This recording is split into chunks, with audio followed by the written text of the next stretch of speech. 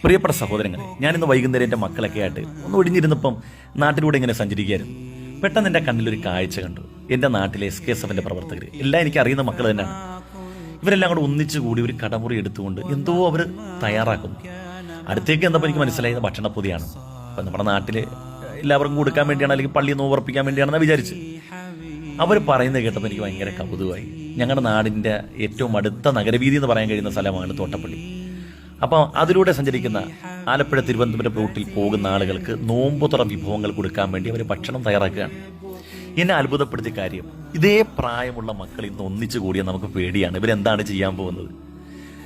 ഇതേ പ്രായമുള്ള കുട്ടികളെ എന്തെല്ലാം കേസുകൾ പിടിക്കുന്നു.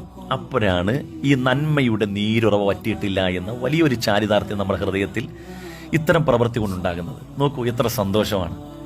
നമ്മുടെ നാട്ടിലെ സുന്നത്തമായത്തിൻ്റെയൊക്കെ സംഘടന പ്രവർത്തിക്കുമ്പോൾ നമുക്ക് ഒന്നും ഭയപ്പെടേണ്ടതില്ല. നമ്മുടെ മക്കളുടെ കടിഞ്ഞാണ് നമ്മുടെ നാട്ടിലുള്ള പണ്ഡിതന്മാർ, അതുപോലെ തന്നെ ഉമറാക്കയുടെ കയ്യിലുണ്ടാകും. അൽഹംദുലില്ലാഹ്, നമ്മുടെ മക്കളൊക്കെ സുന്നത്തമായത്തിൻ്റെ സംഘടനയിലൊക്കെ പ്രവർത്തിക്കട്ടെ. വലിയ സന്തോഷം. അല്ലാഹു അവർക്കൊക്കെ വലിയ പ്രതിഫലം നൽകട്ടെ.